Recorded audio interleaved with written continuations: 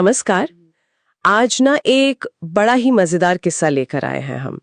महान संगीतकार तानसेन, उनके गुरु स्वामी हरिदास जी और हाँ, सम्राट अकबर से जुड़ा हुआ। बिल्कुल।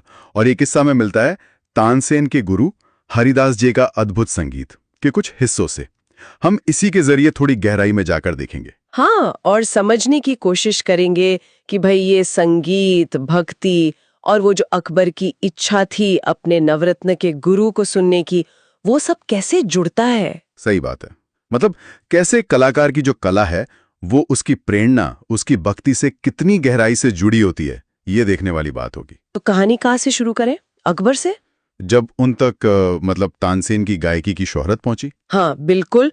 अकबर इतने इम्प्रेस हुए कि उन्होंने सोच लिया भाई ये कलाकार तो मेरे 9 रत्नों में मतलब नवरत्नों में होना ही चाहिए। लेकिन ये इतना सीधा नहीं था, है ना? नहीं, बिल्कुल नहीं। अकबर ने पहले तो तानसेन जहां थे, राजा रामचंद्र, उनको चिट्ठी लिखी, पर राजा रामचंद्र ने मना कर दिया। अच्छा, हाँ। तो अकबर ने दोबारा चिट्ठी लिखी और इस बार क्या कहते हैं, अंदाज थोड़ा सख्त था, मतलब जैसे युद्ध की चेतावनी दे रहे हूं। अरे बाप रे! तो फिर तानसेन का क्या रुख रहा? यही तो तानसेन का बड़प्पन दिखता है। जैसे ही उन्हें पता चला कि अरे मेरी वजह से लड़ाई हो सकती है, उन्होंने कहा नहीं, मैं किसी राजा के अधीन नहीं हूं। अच्छा। हाँ, बोले मैं एक आजाद कलाकार हूं और अगर युद्ध टालने के लिए मुझे जाना पड़े तो मैं अकबर के दरबार जाने को तैयार हूं। और इस तरह वो अकबर के 9 रत्नों में शामिल हो गए। वाह! मतलब कलाकार की गरिमा भी रखी और युद्ध भी टाल दिया। बिल्कुल। और फिर अकबर के दरबार में तो तानसेन ने धूम मचा दी। अकबर उनका गाना सुनते थे तो बस सुनते ही रह जाते थे। हैरान रह गए होंगे। बिल्कुल। हाँ, तो उन्होंने पूछा तानसेन से, भाई तानसेन, तुम इतना इतना अद्भुत, इतना गजब का कैसे गा लेते हो? और तानसेन का जवाब? उन्होंने क्या कहा? और तानसेन ने बड़ी मतलब नरमी से कहा कि ये जो कुछ भी है ये मेरे गुरु स्वामी हरिदास जी की देन है, उन्हीं का सिखाया हुआ है। अच्छा। और यहीं से कहानी एक नया मोड़ लेती है। यस। है ना? हाँ। अकबर की जिज्ञासा बढ़ गई होगी। बिल्कुल बढ़ गई। अकबर ने कहा, अच्छा तो फिर हम तुम्हारे गुरु को सुनना चाहेंगे। अब ये मुश्किल बात थी। हाँ, तानसेन ने समझाया, कहा जहां पना मेरे गुरुजी कहीं आते जाते नहीं हैं, वो तो वृंदावन में रहते हैं, निधिवन में। निधिवन? हाँ सुना है। हाँ। और वो गाते भी हैं तो बस अपनी मर्जी से, जब उनका मन करता है, अपने ठाकुर जी को मतलब अपने भगवान को रिझाने के लिए, किसी और के लिए नहीं। लेकिन अकबर तो बादशाह थे, उनकी इच्छा को कौन टाल सकता था? सही कहा, वो कहाँ मानने वाले थे। तो उन्होंने भेष बदला आम आदमी का और तानसेन के साथ चल दिए निधिवन। भेष बदल गया? हाँ।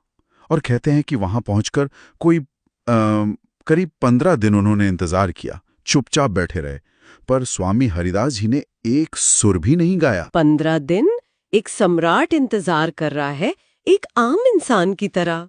कमाल है। यही तो दिखाता है ना कि असली कला, सच्ची भक्ति किसी ओहदे की मोहताज नहीं होती। तो फिर उन्होंने गाया कैसे? कुछ तो हुआ होगा। हाँ, फिर एक दिन कहते हैं स्वामी हरिदास जी ने ही जैसे कोई लीला रची। उन्होंने तानसेन से कहा, अरे तानसेन, लल्ला को नींद नहीं आ रही है, मतलब ठाकुर जी को, कुछ सुना दे जरा। अच्छा, तानसेन से गाने को कहा। हाँ।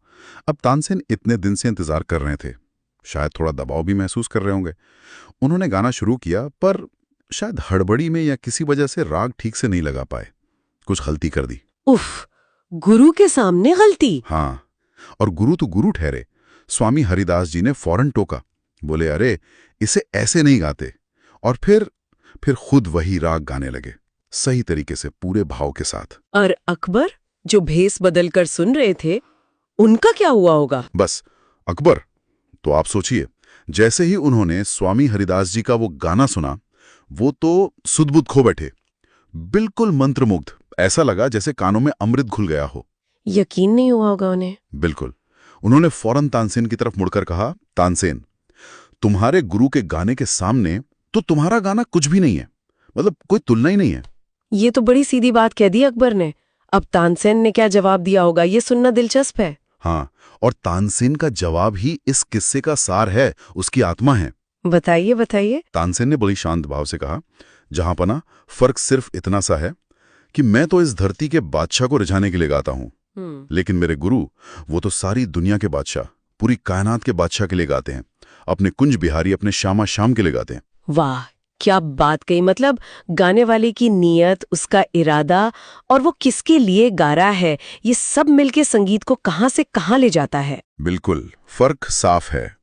एक जमीनी बादशाह के लिए गाना और एक कायनात के बादशाह के लिए गाना, दोनों के भाव में, असर में जमीन आसमान का अंतर आ गया। ये किस्सा वाकई हमें बहुत कुछ सिखाता है, दिखाता है कि जो गाने वाला है उसकी भावना क्या है, उसका मकसद क्या है। हाँ, और उसका सुनने वाला कौन है या वो किसे सुनाना चाहता है। ये चीजें संगीत की गहराई को एकदम बदल सकती हैं। और जाते जाते एक सवाल छोड़ जाते हैं सोचने के लिए। हाँ, कि क्या ये कहानी हमें कला, भक्ति और ये जो दुनियावी पहचान होती है, इसके रिश्ते पर सोचने को मजबूर नहीं करती? क्या सच्ची महारत हमेशा शोहरत या नाम की मोहताज होती है, या वो इससे कहीं आगे, कहीं ज्यादा गहरी चीज है? बिल्कुल, एक गहरा सवाल है ये, जिस पर शायद हम सब सोच सकते हैं।